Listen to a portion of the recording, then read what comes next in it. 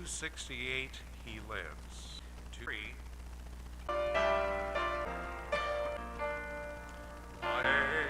I know that he is living, whatever men may say. I see his hand of mercy, I hear his voice of cheer, and just the time I need him, he's on. Jesus lives today. He walks with me and talks with me along life's narrow way. He lives, he lives, he lives in my heart. Rejoice, rejoice, O Christian, lift up your voice and say, it's the King, the hope of all, none other good and living. He walks with me and talks with me along salvation to impart. You ask within my heart. Amen.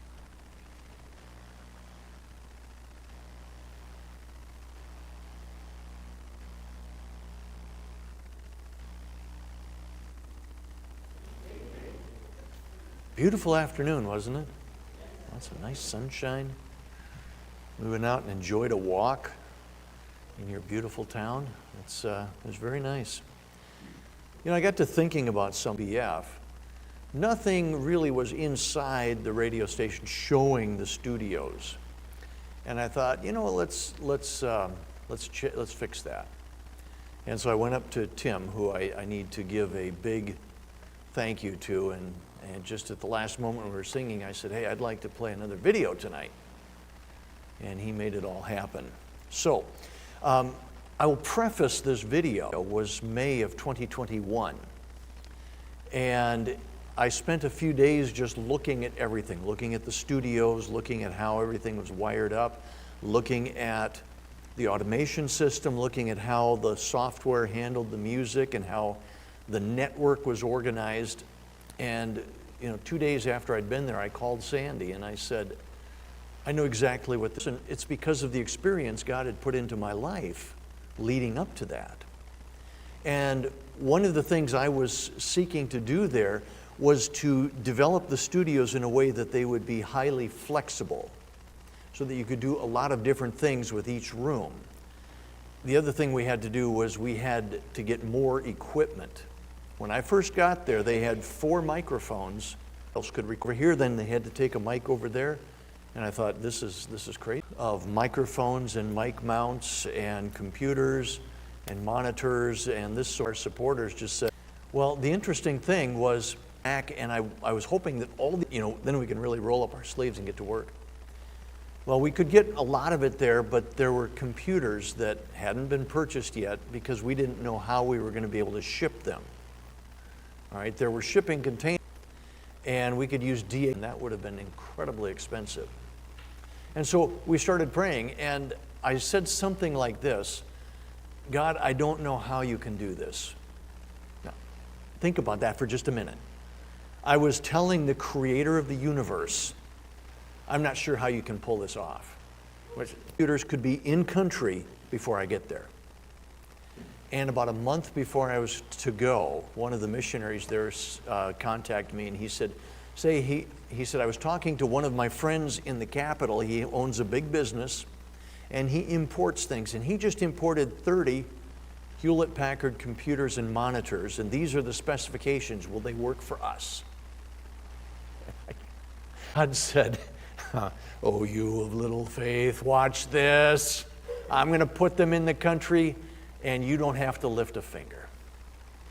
So we started remodeling the studios, and we took one room and took everything out and then put in what we really wanted in there and restructured the cabinetry so that there was more flexibility out.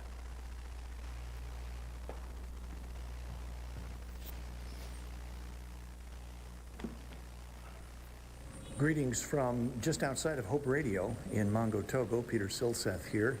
And what I want to do is give you a look at what's going to be happening while I am here.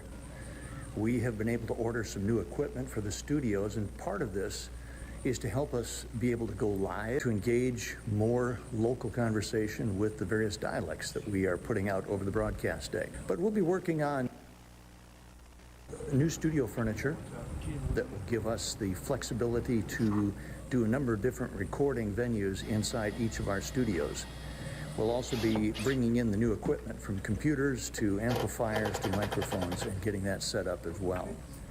This is our, doesn't look like it's ready yet because we're still doing a few last minute things. This is Kwame over here, and he's soldering up a few last minute connections and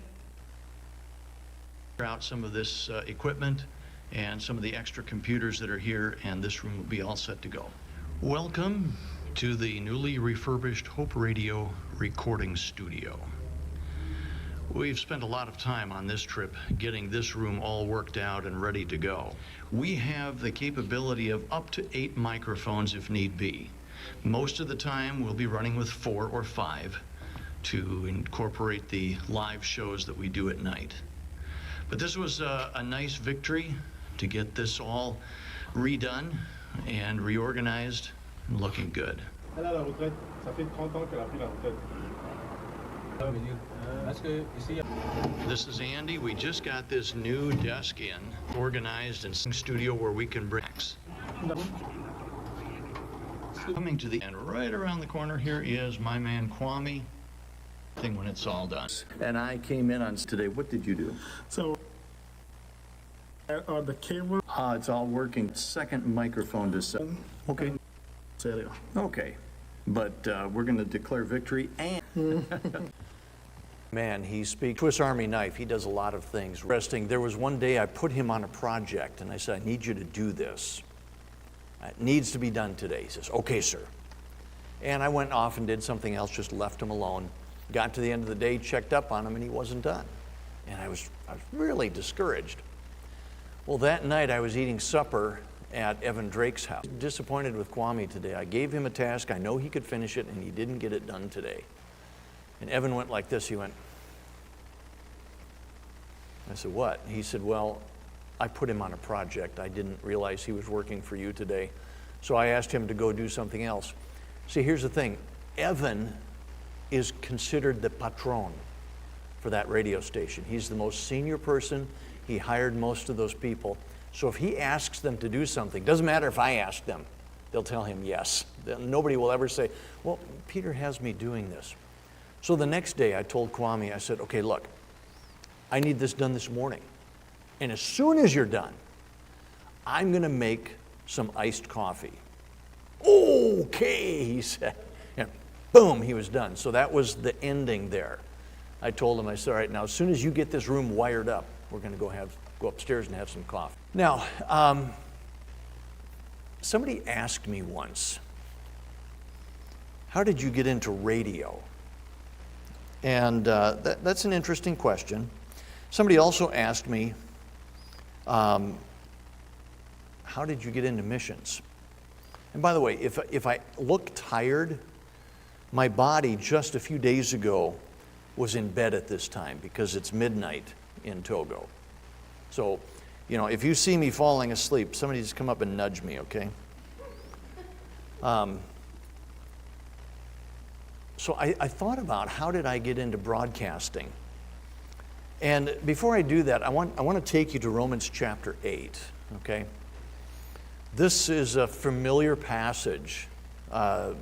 You probably can recite this forwards and backwards.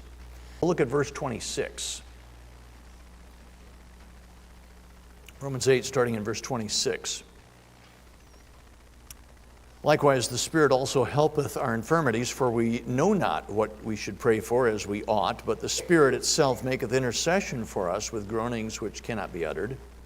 And he that searcheth the hearts knoweth what is the mind of the Spirit, because he maketh intercession for the saints together for good to them that love God, to them who are the called according to his purpose. For whom he did foreknow, he also did predestinate to be conformed to the image of his Son, that he might be the first of them he justified.